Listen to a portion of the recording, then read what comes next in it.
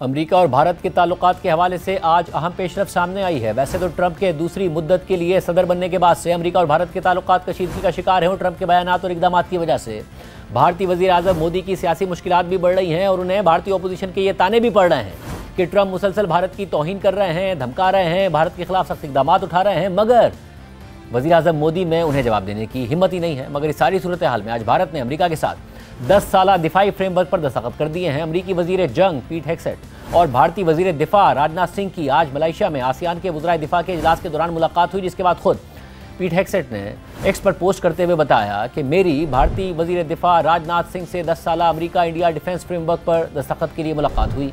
इससे हमारी दिफाई शराकतदारी मज़ीद आगे बढ़ेगी, जो इलाकाई इस्तेहकाम और डेटरेंस की बुनियाद है। हम अपने बाहमी ताउन, मालूमात के तबादले और टेक कोऑपरेशन को मज़ीद मजबूत बना रहे हैं। हमारे दिफाई ताल्लुकात इतने मजबूत पहले कभी नहीं रहे। जबकि भारतीय वज़ीर दिफा राजनाथ सिंह ने पीट हेग्सेट के साथ होने वाली इस मुलाकात के हवाले से एक्स पर लिखा कि हमने अमेरिका और इंडिया के दरमियान बड़ी दिफाई शराकतदारी के 10 साला फ्रेमवर्क पर दस्तखत कर दिए हैं। ये मुआहदा हमारी पहले से मजबूत दिफाई शराकतदारी के एक नए दौर का आगाज़ करेगा।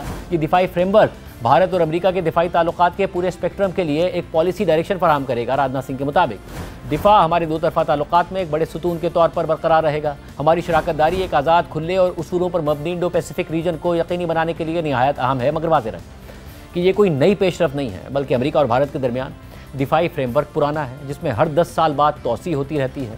और इस दफ़ा दस्तखत होने में कुछ महीनों की ताख़ीर हुई है। बैनुल-अक़वामी मीडिया के मुताबिक अमेरिका और भारत के दरमियान दिफाई फ्रेमवर्क इस साल जुलाई या अगस्त में ही मुकम्मल होने की तवक्को की जा रही थी, मगर पाक भारत जंग के हवाले से ट्रंप के बयानात से इस मुआहदे पर अमल दरामद में ताख़ीर हुई।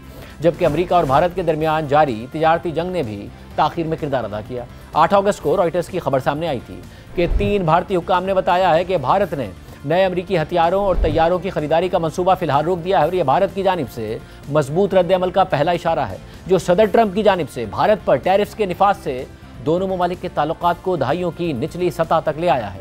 2 ज़राए ने उस वक्त बताया था कि भारत आने वाले हफ्तों में वज़ीर दिफा राजनाथ सिंह को अमेरिका भेजने का मंसूबा बना रहा था ताकि कुछ खरीदारियों का ऐलान किया जा सके, मगर यह दौरा मनसूख कर दिया गया। खबर के मुताबिक भारत ने कहा कि वो अमेरिका के साथ बातचीत कर रहा है। एक शख्स ने बताया कि दिफाई खरीदारी उस वक्त आगे बढ़ सकती है कि जब भारत को टैरिफ्स और 2 तरफा ताल्लुकात की सिमत के बारे में क्लैरिटी हो जाए। एक और एहलकार ने बताया कि अमेरिका से दिफाई अशिया की खरीदारी को रोकने के लिए कोई तहरीरी हिदायत जारी नहीं की गई है, जो इस बात की तरफ इशारा हो सकता है कि भारत के पास जल्द फैसला बदलने का ऑप्शन है। तहम फिलहाल कोई मज़बूत पेशरफ नहीं हो रही है।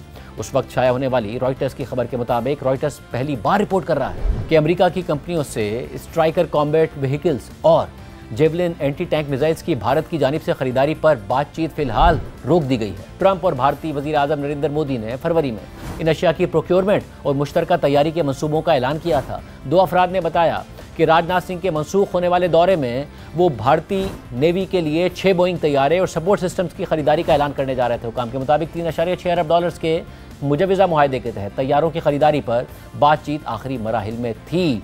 ये उस वक्त हो रहा था। और अब मलेशिया में अमरीकी वज़ीर जंग पीट हेग्सेट और भारतीय वज़ीर दिफा राजनाथ सिंह ने 10 साला दिफाई फ्रेमवर्क पर दस्तखत कर दिए हैं। अब देखते हैं कि दिफाई ताउन किस हद तक आगे बढ़ता है। जिन खरीदारियों की बात हो रही थी, भारत वो करता है या नहीं करता।